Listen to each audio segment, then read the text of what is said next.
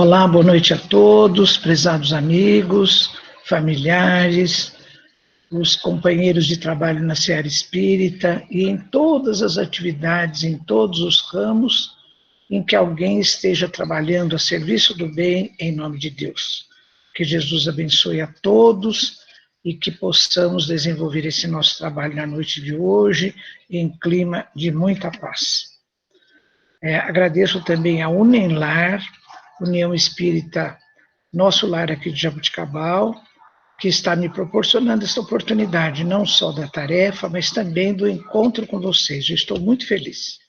Bem, hoje nós vamos tratar desse tema, olha, amor e saúde na visão espírita. Então vamos ao conceito de saúde que nós temos normalmente visto na nossa cultura, né? O que a gente vê por aí que se entende por saúde? Ausência de doença, não é? É o que todo mundo diz.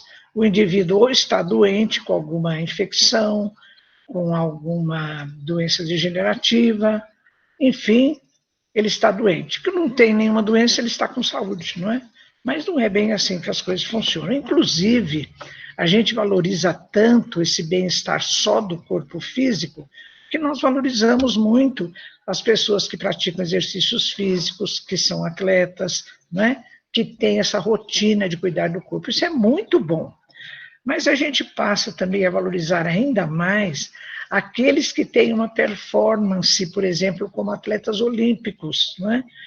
Porque eu fiquei sabendo agora, durante essa pandemia, vendo as notícias, que assim como eu, que faço parte de um grupo de idosos, fazemos parte de um grupo de risco, esses atletas também, porque eles exigem tanto do corpo, eles fazem tanto exercício além da possibilidade de cada dia, que o seu sistema imunológico está sempre muito rebaixado. Então, nesse caso, por exemplo, como é o caso da pandemia agora, eles também constituem um grupo de risco. Olha como nós precisamos rever o conceito que nós temos de saúde, não é verdade? Mas vamos à Organização Mundial de Saúde. O que ela diz a respeito? Ela diz assim, olha, saúde é o estado de completo bem-estar físico, mental e social, que transcende a ausência de doenças e afecções. Então, a Organização Mundial de Saúde já está entendendo que saúde contempla muito mais do que apenas a ausência de doenças e afecções, né? Então, isso contempla o bem-estar do indivíduo físico, mental e social. Olha que coisa boa. Inclusive, a Organização Mundial de Saúde, ela preconiza que se tenha estilo de vida com pensamentos, atitudes e hábitos voltados a uma alimentação equilibrada, a exercícios físicos, a prática do bom humor, de momentos de alegria. E ela vê com maus olhos, ela pede que a gente tenha cuidado, por exemplo, com comer e beber em excesso, com mágoas, coisas do tipo, né? Então, essa definição da Organização Mundial de Saúde, ela está muito bem. Agora, para nós espíritas, faltou um detalhe importante aí, não é? Que além do bem-estar físico, mental e social, nós queremos ver também essa questão do bem-estar espiritual. Quem vai fazer isso é Emmanuel, no seu livro Consolador, item 95. Então vamos lá, olha o que ele diz. Em face dos esforços da medicina, como deveremos considerar a saúde? E continua, para o homem da terra, a saúde pode significar o equilíbrio perfeito dos órgãos materiais. Para o plano espiritual, todavia, a saúde é a perfeita harmonia da alma. Olha como ele vai fundo nesse conceito. Para a obtenção da qual, muitas vezes, há necessidade da contribuição preciosa das moléstias e deficiências transitórias na Terra. Olha, eu acho que a doutrina espírita, para espanto, às vezes, de demais correntes filosóficas e religiosas, é a única corrente filosófica, religiosa e também científica que admite que a ocorrência de moléstias e deficiências que nós possamos vivenciar temporariamente aqui na Terra, representem o meio terapêutico para que a gente volte ao nosso estado de saúde, que, conforme Emmanuel, é a perfeita harmonia da alma, né? A literatura espírita está repleta de exemplos como esse. Por exemplo, vamos lembrar um deles. No livro Entre o Céu e a Terra, de André Luiz, a personagem principal é Júlio, não é? Um soldado da Guerra do Paraguai. Então, ele tem 2 tentativas de suicídio, numa delas ele consegue êxito nas suas tentativas. Ele entra no plano espiritual numa situação lamentável, porque, inclusive, na tentativa em que ele conseguiu se suicidar, ele ingere um cáustico e ele faz uma lesão grave no corpo físico, mas também no perispírito, não é? Então, no perispírito ele é atendido, ele sofre muitas dores e tudo, e é projetado o processo reencarnatório dele, porque na vivência de doença no corpo físico, que vai lhe afetar toda essa parte da garganta e das vias respiratórias, é que ele vai aos poucos, enquanto o espírito valorizando o corpo físico, valorizando a saúde, e arrependendo-se do gesto translocado que ele teve com o suicídio, é que ele vai voltar à sua harmonia da alma, né? Então, a gente entende porque Emmanuel está dizendo nesse seu livro Consolador, que para a manutenção, obtenção e manutenção da saúde com perfeita harmonia da alma, quase sempre é necessária a contribuição preciosa de moléstias e deficiências transitórias aqui na Terra, né? Esse é um conceito muito bonito mesmo. Bem, então, na área da saúde, envolvendo os vários profissionais dos vários tipos de atividade profissional, tem 2 conceitos que são muito sérios. Então, vamos lá. Frente a moléstias ou dificuldades como depuração dos nossos males morais. Um deles é coping. E eu pus aqui, tentando fazer uma linguagem na nossa visão espírita, eu pus aceitação. Então, o que é o coping? A ação de lidar adequadamente com uma situação difícil, superando as dificuldades ou limites que essa situação apresenta. Seja na vigência de uma doença, ou de a perda de alguém querido, ou de um desastre financeiro, enfim, as várias dificuldades que a gente possa enfrentar, o coping representa a maneira como nós lidamos com essa situação difícil, tentando superar as dificuldades, os limites que essa situação nos apresenta, né? Então, o coping positivo seria aquele representado por uma atitude positiva durante a vivência, né? É uma questão de aceitação.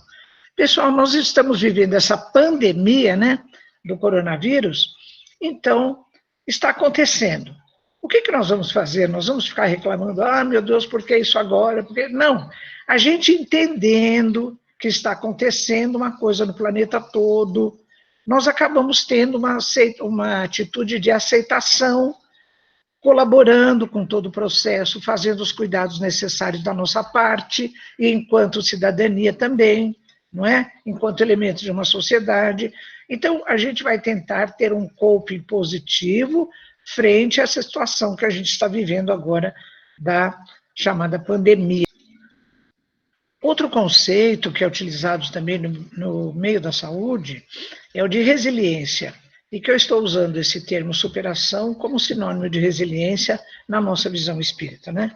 Do ponto de vista físico, resiliência é a propriedade que alguns corpos apresentam de retornar à forma original após terem sido submetidos a uma deformação elástica.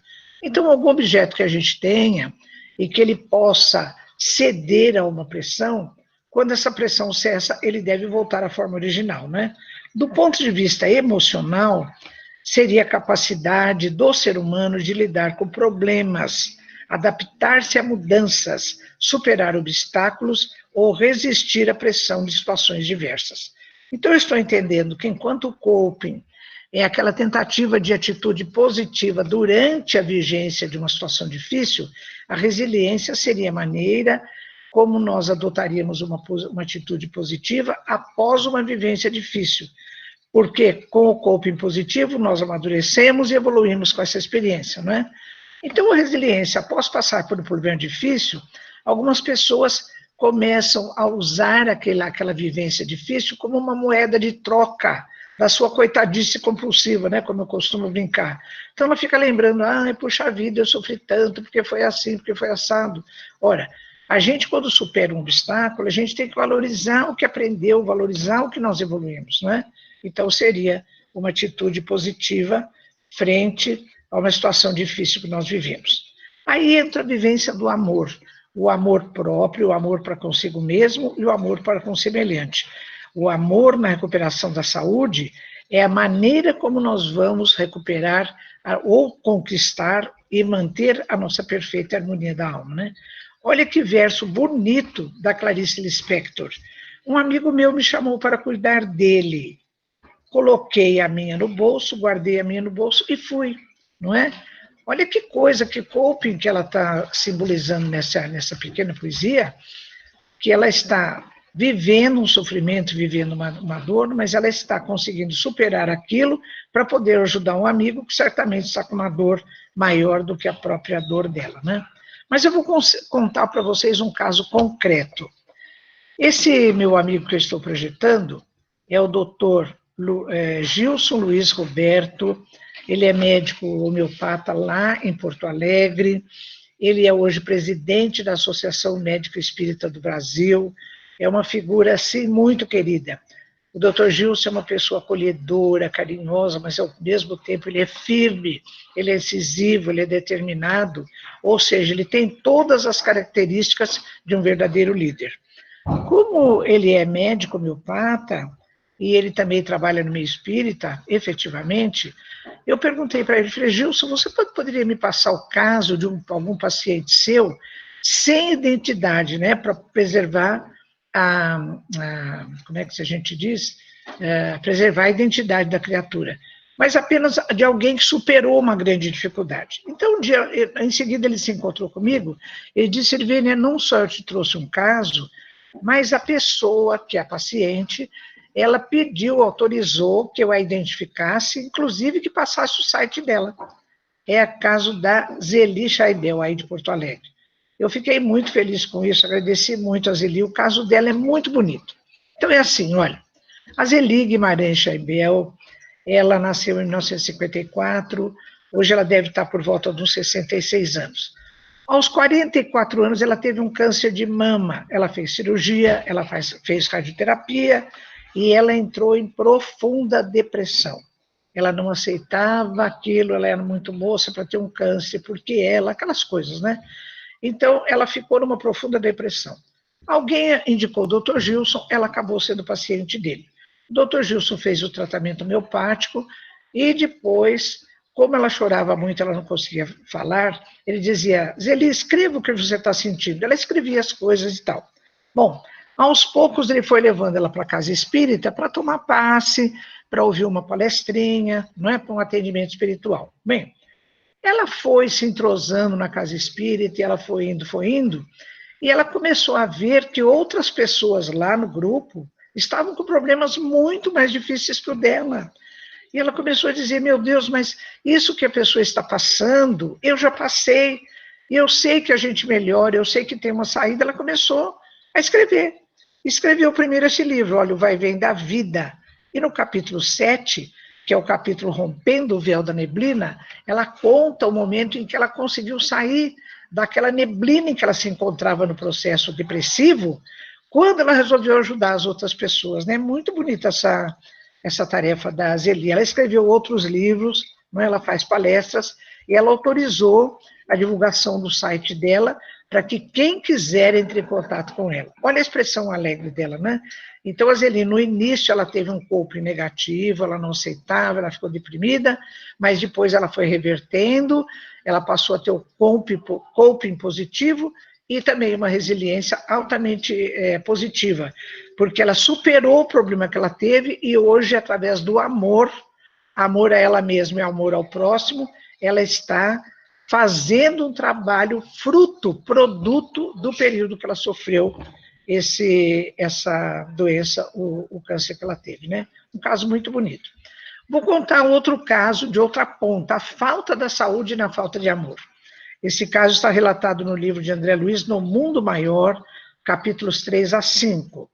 O mentor Calderaro, ele fala do caso de Pedro e Camilo.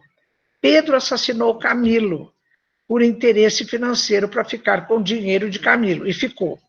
Aos poucos, depois, com a passagem dos anos, ele foi entrando em processo de culpa, de remorso, ele foi ficando num estado emocional lamentável. E o Camilo, desde que desencarnou, está num processo terrível de vingança contra o Pedro. Bom, quando André Luiz e Calderaro chegam aos dois, tentando auxiliá-los, já fazia 20 anos que eles estavam no mais alto grau de processo obsessivo, de possessão ou subjugação. Então, fazendo um resumo, o trecho diz assim, olha, eles se encontravam visceralmente jungidos, unidos, fluxo contínuo de vibrações mentais comuns, fios tenuíssimos os entrelaçavam, desde o tórax até a cabeça, pensamentos de um no cérebro do outro, espiritualmente identificados. Pedro, além de toda a sua desorganização emocional, também promoveu, através do processo de somatização, desorganização da sua função motora. Ele tinha tremores, ele tinha gestos inadequados, também desorganização das suas funções viscerais e de todo o seu sistema endócrino. Ou seja, Pedro se encontrava em lamentável estado de perda do bem-estar físico e perda também do bem-estar emocional, né? Bem, então, neste caso, a gente está vendo que a falta de amor, tanto do Pedro, que assassinou Camilo, quanto de Camilo, que faz 20 anos que está em processo de vingança contra Pedro, essa falta de amor vitimou os dois, porque os dois estão em total desequilíbrio emocional. E o Pedro encarnado ainda desorganizou também o seu bem-estar do corpo físico, né? No Evangelho segundo o Espiritismo, capítulo 5, nos itens 4 e 5, Kardec cuida das causas atuais das aflições. Faltou um S aí no causas. Então nós lemos lá, olha, quanto à origem dos males terrestres, muitos são consequência do caráter e do proceder dos que os suportam, né? Os males terrestres. Quantos caem por sua própria culpa, vítimas de imprevidência, orgulho e ambição, ou por desejos sem limites? Quantas doenças e enfermidades decorrem da intemperança e dos excessos de todo gênero? Olha que coisa, né? A gente vê toda hora quantas pessoas, se nós, por exemplo, assumimos o hábito do alcoolismo, do uso de drogas, da sexualidade sem ideais nobres, da maledicência, da vingança e todas essas coisas, o que vai acontecer? Nós vamos ficar também com todo o nosso equilíbrio emocional desorganizado e depois isso vai refletir também no bem-estar do nosso corpo físico, né? Então, toda vez que acontecer isso, que a gente se surpreender com esse tipo de desvio de comportamento e nós não conseguirmos, por conta própria, retomar o caminho correto, então nós temos que buscar ajuda externa. Existe todo o pessoal da área da saúde, os terapeutas, existem ONGs maravilhosas, as casas espíritas, grupos religiosos, né? Então, é obrigação nossa, como amor a si mesmo, a gente recorrer à ajuda externa. Tem muita gente aí com muito boa vontade para nos ajudar. Dr. Bezerra, em mensagem mediúnica, através do Divaldo Pereira Franco, ele chama atenção como nós estamos enquanto humanidade. Diz ele, nunca houve tanta conquista da ciência, da tecnologia e tanta hediondez do sentimento e das emoções. As glórias das conquistas do intelecto esmaecem diante do abismo da crueldade, da dissolução dos costumes, da perda da ética e da decadência das conquistas da civilização e da cultura, não é? A gente vê hoje, de maneira muito lamentável, a desorganização das famílias, não é? Quantas famílias estão desorganizadas, não tem elo afetivo, não tem comunicação entre pais e filhos, entre o casal. Então, Dr. Bezerra está nos chamando a atenção para isso. A nossa asa da tecnologia está bem desenvolvida, mas a asa do sentimento, das emoções, da moralidade ainda está muito a desejar, não é? Bom, eu chamo a atenção de vocês para esse livro do professor Herculano Pires, O Mistério do Ser ante a Dor e a Morte. Esse capítulo 3, do sensível ao inteligível, é uma verdadeira peça filosófica. Eu sou fascinada por esse livro e por esse capítulo. Fazendo um resumo, ele diz assim, olha, Pestalozzi, que foi mestre de Kardec, já havia afirmado que a verdadeira religião é a moralidade. A dor marca a religião em todos os seus aspectos, revelando que a sua origem está no impulso de transcendência do homem. Ora, a minha leitura que eu faço desse trecho de Herculano Pires é o seguinte: a religião que nós temos como base, a nossa tradição hebraico-cristã, ela, de modo geral, valoriza muito o sofrimento, né? Parece que quanto mais a pessoa sofre, mais valor ela tem. Mas esse link não deve ter esse significado. A vigência da dor, do sofrimento, é um instrumento que nos impulsiona para a nossa transcendência. Então, a gente só vai ter uma resiliência positiva, vamos vencer um obstáculo, uma doença, de maneira positiva, se a gente entender que tudo isso que nós estamos atravessando, às vezes, é o recurso terapêutico, pedagógico, necessário para que a gente volte ao nosso estado de equilíbrio da saúde, enquanto considerado por Emmanuel como perfeita harmonia da alma. E Herculano continua, Kardec mesmo adverte que muitos desses transtornos ocorrem por causa das imperfeições da matéria densa que constitui o nosso mundo. Pelo seguinte, olha, vamos ver o que ele diz na sequência. Uma criança nasce com uma deficiência e logo um sabereta espírita, Herculano é muito engraçado, né? Logo um sabereta espírita promove a suposta devassa do seu passado, acusando-a de crimes inverificáveis. Dentro do meio espírita tem mesmo aqueles que veem qualquer deficiência, qualquer coisa que acontece, e ficam, o que esse cara deve ter aprontado no passado, né? Herculano chama atenção que nem sempre é isso, porque ele diz assim, olha, o espírito reencarnante tem sim o seu passado e traz o seu karma, mas também enfrenta uma nova experiência em que está sujeito a acidentes vários na fecundação, na gestação, no parto, nos problemas da hereditariedade e assim por diante. Por exemplo, se nós pisamos numa superfície molhada, num piso ensaboado, escorregamos e quebramos a perna, não necessariamente nós tínhamos isso no nosso karma. E nós estamos quebrando a perna agora como expiação, para nós entendermos como isso aconteceu e reajustarmos o nosso comportamento, às vezes, só porque os nossos ossos são quebráveis, e sofremos uma pancada muito violenta, quebramos a perna. Então ele diz, não necessariamente todos os males que nos acontecem são por conta de karma. Às vezes isso acontece porque a matéria de todo o planeta, inclusive que constitui o nosso próprio corpo físico, ela é muito grosseira. É passível de pegar um resfriado, de pegar uma gripe, de quebrar uma perna, não é? Então, é por aí. Se não fosse assim, pessoal, como é que nós entenderíamos o sofrimento dos animais? Quem conhece o meu trabalho sabe que uma das vertentes do meu trabalho é a respeito do que eu chamo de a questão espiritual dos animais. Olha o que Herculano fala a respeito, né? Eu volto aqui daqui a pouquinho, peraí. Então, Herculano diz assim, olha, por que sofrem os animais? Sofrem porque evoluem, e toda evolução, consciente ou inconsciente, é sempre acompanhada das dores do parto, que anunciam as transições evolutivas para planos superiores. Nada se faz sem esforço e, portanto, sem dor. Eu quero voltar ao slide anterior, porque tem uma frase lá que eu quero falar para vocês. Olha, essa aqui de baixo.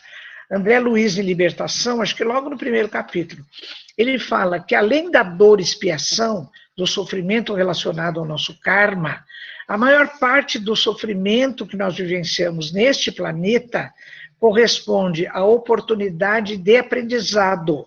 E isso acontece em 100% em relação ao sofrimento dos animais. Porque no livro dos Espíritos já tem uma questão que nos elucida. Para os animais não há expiação, não é? Então, a gente precisa entender que a nossa dor, o nosso sofrimento, por vezes é expiação, sim.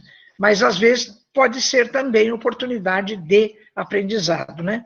É o que acontece também com os animais. Então, é o que a gente acabou de ver aqui. Então, vamos ver o exercício do amor ao próximo. Quando nós vemos, por exemplo, essa cena, dois amigos se abraçando, um consolando o outro, certamente um deles está passando por um momento difícil, esse outro veio até ele, está sensível com o sofrimento do amigo, o abraça, fala palavras de consolo. Então, aí nós vemos fraternidade, solidariedade, não é mesmo? Por exemplo, nesse quadro da Madre Teresa de Calcutá, quanta caridade essa criatura fez. Aí tem misericórdia, não é? Tem caridade, quantas coisas. E outras pessoas também, como é o caso desse grupo, que são acho que é, como é que chama? Palhaços da Alegria, não? Não é alguma coisa da alegria. Eles vão aos hospitais. Doutores da Alegria. Eles vão aos hospitais e eles passam a fazer uma atividade de alegria, especialmente com crianças que estão vivendo momentos difíceis, né? Então, tudo isso, se a gente usar uma expressão só para significar caridade, solidariedade, fraternidade, nós vamos invocar nos chamados valores morais, né? Comportamento moral, valores morais, o que a gente considera importante no nosso relacionamento com o próximo, para que isso possa auxiliar a nossa saúde enquanto perfeita harmonia da nossa alma. Então, voltando a esse conceito de Emmanuel, né, nós vamos ver que, na realidade, a perfeita harmonia da alma nós vamos reconquistar através da cura dos nossos males morais. Então, até agora, eu gostaria bem de deixar isso bem claro. Existe o seguinte: seja momentos difíceis que nós estamos passando, por karma nosso do passado, estamos em expiação, seja por acidentes que aconteceram em virtude da densidade da nossa matéria, né? de também são momentos difíceis, então, de qualquer modo, nós temos que cuidar dos nossos valores morais, que implicam essa força, esforço, boa vontade, para vivenciarmos a situação da melhor maneira possível, de maneira positiva, aprender e evoluir com isso, né? Então, a gente vai tratar da chamada cura dos valores morais. Não por outra razão, Kardec, quando construiu a estrutura da doutrina espírita, os andaimes do alicerce da doutrina espírita, ele colocou: a doutrina espírita tem como base a ciência, tem também um aspecto filosófico, que vai analisar o significado do conhecimento adquirido pela ciência. E tudo isso tem consequências morais, porque ele partiu da premissa que todo conhecimento deve valorizar a vivência de harmonia do ser humano, melhorar o ser humano.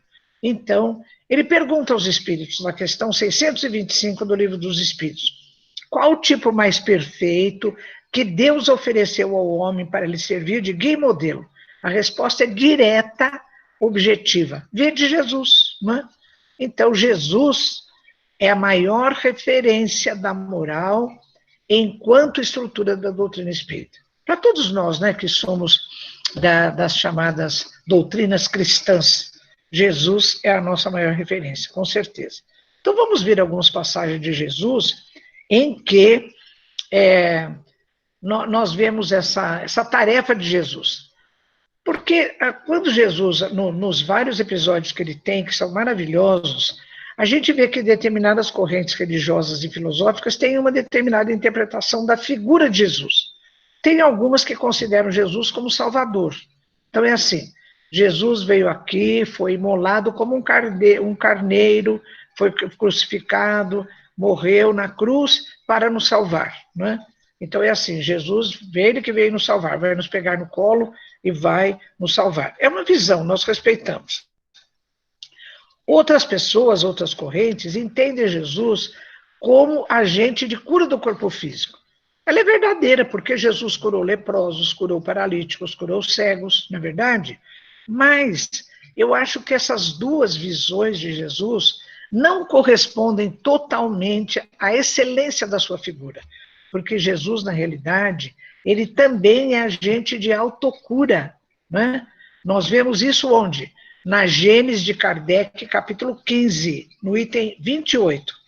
Lá está escrito assim: Jesus curou os males físicos, sim, curou, mas, sobretudo, curou os males morais.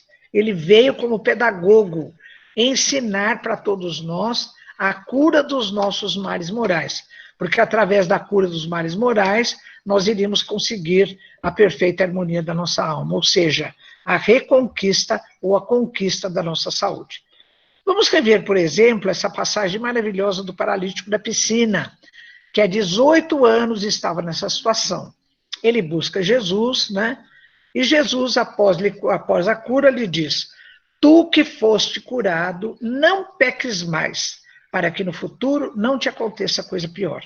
Olha como Jesus está vinculando o fato dele ter sido curado com essa proposta de não pecar mais, porque então a sua saúde, a sua harmonia da alma estaria assegurada, não é? Então ele está vinculando a sua saúde, inclusive do bem-estar do corpo físico, a essa cura dos seus males morais, né?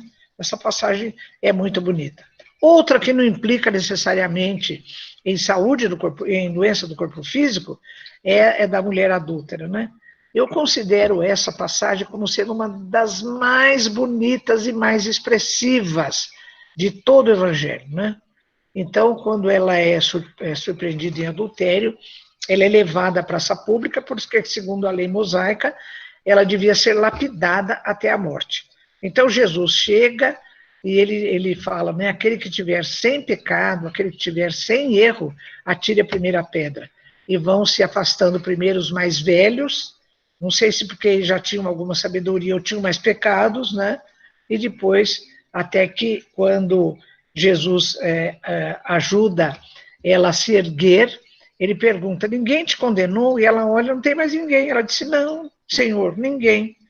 Então Jesus lhe diz, olha que coisa mais bonita, coisa mais afetiva, mais amorosa. Jesus lhe diz, nem eu te condeno. Vai, e de agora em diante não peques mais. Que coisa mais bonita que essa passagem, né? Bem, até quando Jesus fala outra expressão, vai, a tua fé te curou, a tua fé te salvou, também isso tem ligação com o nosso estado de saúde. Vocês querem ver? Então vamos ver. Continua ainda a referência na Gênese de Kardec, capítulo 15. O caso daqueles 10 leprosos que Jesus cura, né? Um deles é samaritano. Então Jesus, ele diz para os 10, ide vos mostrar aos sacerdotes. E enquanto eles iam, as feridas foram secando e eles foram ficando curados. Só um deles volta para agradecer a Jesus, é o samaritano. E é interessante porque o samaritano, ele é uma figura que em todo o evangelho a gente vê que ele era discriminado, não é? Então, ele sempre era objeto de uma atitude separatista, porque a Samaria foi uma região que foi invadida muitas vezes por povos estranhos e acabou havendo uma miscigenação étnica. Então, os outros judeus achavam que os samaritanos não eram mais judeus puros, por isso eles eram discriminados. Jesus não tinha nada disso com ele, né? Então, o samaritano chega, se ajoelha, agradece a Jesus. Jesus, então, erguendo, ele diz, erguei-vos e de vossa fé vos salvou. Outra passagem muito bonita também é daquela mulher que sangrava há 12 anos, né? Ela chega, ela toca as vestes de Jesus, Jesus está de costas para ela, mas ele percebe, porque ele diz para os seus discípulos, quem me tocou? Pois eu senti sair de mim uma virtude.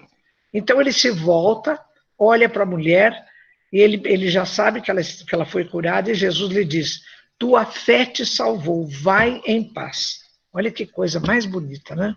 Bem, quando eu fiquei pensando essa coisa da fé, eu falei, mas que significado tem isso tão forte, né? Eu fui procurar no Evangelho, do Evangelho segundo o Espiritismo, no capítulo 19, e tem 12, está escrito assim, a fé é o sentimento inato no homem da sua destinação futura. Eu percebi que eu tinha um conceito errado de fé. Porque eu achava assim, quando eu tinha uma dificuldade, eu peço aos amigos espirituais que me ajudem, peço a Jesus que me ajude, eu tenho fé que eles vão me ajudar. Isso não é fé nesse sentido, né? Isso é esperança, é desejo que eles me ajudem. Porque a fé, no sentido evangélico, é o sentimento inato no ser humano da sua destinação futura. Todos nós sabemos que o nosso destino é evoluir, é buscar a luz, né? É chegar mais próximo possível dos valores da nossa divindade. Continua o texto.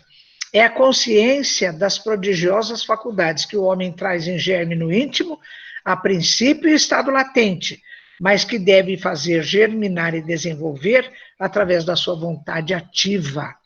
Por isso que Jesus dizia: sois deuses e não sabeis, podeis fazer tudo que eu faço e muito mais. Imagina se nós temos a pretensão de fazer o que Jesus fazia, né? Mas ele disse: podeis fazer o que eu faço e muito mais. No íntimo, nós sabemos que temos potencialidades, né? E que podemos desenvolver através da nossa vontade ativa. Isso me lembra uma página de Emmanuel sobre autoiluminação. Vocês querem ver? Olha, no livro Caminho, Verdade e Vida, no capítulo 76, Emmanuel diz assim: nem sempre os seguidores do Cristo compreendem esse grande imperativo da iluminação própria. Esmagadora percentagem de aprendizes permanece atenta à edificação dos outros, menosprezando o ensejo de alcançar os bens supremos para si. É muito difícil encontrar a oportunidade da autoiluminação, né, através de gratificações da existência humana, porquanto o recurso bendito da iluminação se esconde muitas vezes dos obstáculos, perplexidades e sombras do caminho. Olha, vocês querem ter uma aula de autoiluminação? Leiam o livro, quem ainda não leu, do irmão Jacó, que é o pseudônimo de um espírita que ficou famoso aqui no Brasil, na década de 20, 30, 40, Frederico Figner. Ele trabalhou na meio espírita, ele fez uma porção de coisas e tal. Quando ele desencarnou, achou que estava com o espírito muito iluminado, não estava, né? Então, porque ele cuidou de fazer coisas para fora, fazer por fazer, mas não cuidou da sua própria iluminação. Então, isso é muito bonito, né? No Evangelho segundo o Espiritismo de Kardec, logo na introdução no capítulo 4, Kardec fala que Sócrates e Platão foram precursores da doutrina cristã e do Espiritismo. Eu me interessei por isso, comecei a estudar um pouco os filósofos e vi umas coisas muito bonitas. Por exemplo, Sócrates, século V e IV a.C.,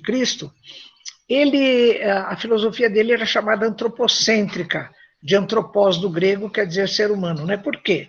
Os filósofos pré-socráticos, antes de Sócrates, eles observavam toda a natureza. Sócrates, o que ele fez? Ele fechou o foco, fechou em um elemento da natureza, o ser humano. E mais ainda, ele, como dizia que a missão do ser humano é buscar a virtude, as faculdades que ele pode desenvolver do seu íntimo, então a filosofia dele era chamada de filosofia moral. Ele valorizava o aspecto moral no comportamento do ser humano. Ele já admitiu o ser humano como tendo corpo físico e alma, que ele chamava de psique, né? A psique, como nós falamos hoje. E a finalidade do ser humano é buscar a sua virtude, que em grego é areté, né? E ele falava que o meio de atingir a virtude é cuidar de si. Por isso que ele usava essa frase, conhece-te a ti mesmo, que ele trouxe lá do oráculo de Delfos quando esteve lá. Então ele dizia assim, olha, o homem virtuoso que consegue virtudes é feliz, e sua felicidade ajuda outras pessoas a serem felizes também. Então ele dizia que a virtude ela não podia ser contemplativa, ela tinha que ter uma ligação com o senso de utilidade, né? A sua felicidade e a sua virtude também servir para fazer o outro ser feliz, o outro também ser virtuoso. Então, essa coisa da virtude não contemplativa, mas a virtude com finalidade útil. Platão, que foi discípulo de Sócrates, né? Ele identificava o bem com o divino. Olha o conceito de fé da doutrina espírita. Porque, lembra do conceito de fé? É o sentimento inato no ser humano da sua destinação futura, que é chegar ao máximo da luz, aproximar-se da perfeição relativa, né? Exatamente, do divino. Então, cultivar o bem, buscar a virtude, é aproximar-se do divino. Ele dizia assim, o que liberta o homem é o conhecimento, e para se chegar ao conhecimento, o homem tem que transcender, ou seja, buscar a luz, fazer a sua autoiluminação. Olha como tudo isso vai se somando, né? Ele usava a mesma dialética de Sócrates, ou seja, o diálogo, mas com o senso do bem, isto é, do amor. Por quê? Filósofos até contemporâneos de Sócrates, chamados sofistas, eles usavam a dialética, o diálogo e a retórica para fazer um exercício de vencer o argumento do outro. Então, a finalidade da dialética para os sofistas não era buscar o bem, era vencer o outro. Eles eram uma espécie de personal training de políticos. Então, era assim, o indivíduo queria seguir a carreira política, ele tinha um sofista ao lado dele para ajudá-lo na retórica, no discurso e na argumentação. Platão dizia assim, não, a dialética tem que estar associada ao senso do bem, isto é, do amor. Então ele dizia, o princípio da dialética e o fim é sempre a conquista, é a vivência do eros, né? Que é a representação grega do amor. Então isso é tudo muito bonito, né? Toda essa visão holística do bem, da cura dos males morais, para a conquista da nossa saúde, da nossa virtude, ela vem desde dos gregos, dos filósofos gregos mais antigos. Olha a doutrina espírita aí, vamos ver que fala dessa tal de moral. Livro dos Médiuns 303. O objetivo da doutrina espírita é o aperfeiçoamento moral da humanidade. Na Revista Espírita de Kardec, de 1859, nós lemos: o objetivo da Sociedade Parisiense de Estudos Espíritas não é apenas a conquista dos princípios da ciência espírita, ela vai mais longe, estuda também as suas consequências morais, pois é principalmente nestas que está a sua verdadeira utilidade. Olha aí o preceito socrático, né? Da virtude não contemplativa, mas com verdadeira utilidade. Esse fala-se tanto em moral que Kardec pergunta aos espíritos, questão 629 do Livro dos Espíritos. Que definição se pode dar à moral? Olha o que os espíritos respondem. A moral é a regra da boa conduta e, portanto, da distinção entre o bem e o mal. O homem se conduz bem quando faz tudo tendo em vista o bem e para o bem de todos, porque então observa a lei de Deus. E onde está escrita a lei de Deus? Será que é daqueles escritos antigos, nos papiros? Não. Na 621, os espíritos esclarecem. Quando Kardec pergunta onde está escrita a lei de Deus, simplesmente na consciência. Descartes dizia que o ser humano tem no seu íntimo uma porção de coisas que já trazem essa noção da divindade. Ele diz assim, é a marca do Criador na criatura. É como um artista que assina a sua obra, né?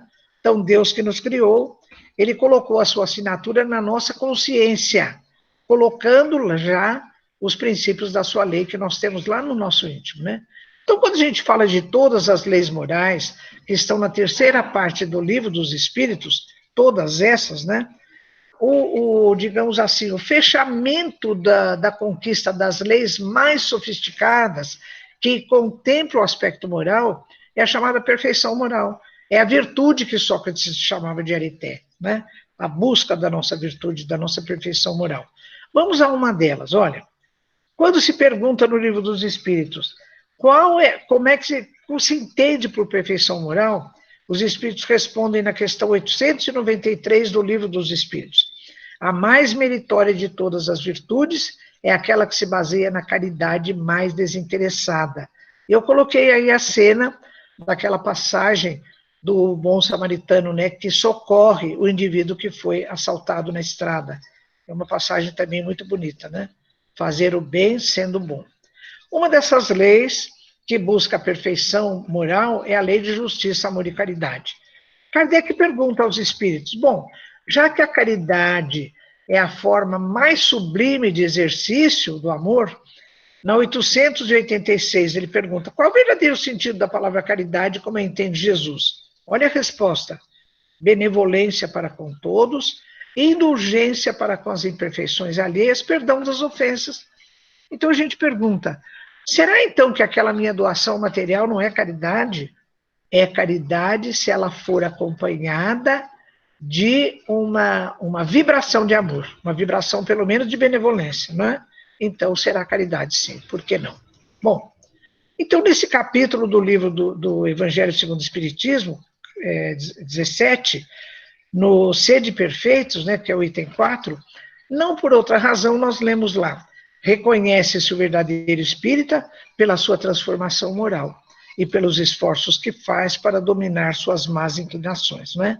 Vai fazer isso através de esforço e vontade, porque através dessa transformação moral é que ele vai chegar à conquista ou à reconquista da perfeita harmonia da alma, né? A canção popular traduz isso de maneira muito melódica. Cada um de nós compõe a sua história e cada ser em si carrega o dom de ser capaz de ser feliz, né? Está em nossas mãos. Muita gente fala sobre isso. Por exemplo, o médico indiano radicado nos Estados Unidos, Deepak Chopra, em vários dos seus livros, né, estabelecendo a relação entre mente e corpo físico, ele diz: existe um constante fluxo silencioso da inteligência com impulsos que criam, controlam e transformam o nosso corpo. Mas ele diz assim: para modificar a expressão física do seu corpo, você precisa aprender a reescrever o quê? O software da sua mente. Então, cuidar da educação dos seus sentimentos e dos seus pensamentos, né? Que coisa bonita. Uma das coisas que, quando a gente estuda sobre obsessão, aparece muito como uma das principais causas do processo obsessivo é o complexo de culpa e a falta da capacidade de perdão. Então, Joana de Ângeles, no livro Presença Espírita, psicografado por Divaldo Pereira Franco, ela diz o seguinte: olha, todos têm o dever de perdoar-se, entretanto, tem um porém, olha, esforçando-se para reparar o mal que fizeram. Porque não é só assim, eu fiz uma coisa errada, mas eu me perdoo. E é o seu compromisso com quem você prejudicou, né? Então, nós temos que nos esforçar para reparar o mal que nós fizemos para a criatura. Perdoa também ao próximo, seja qual for o crime que haja cometido contra ti, né?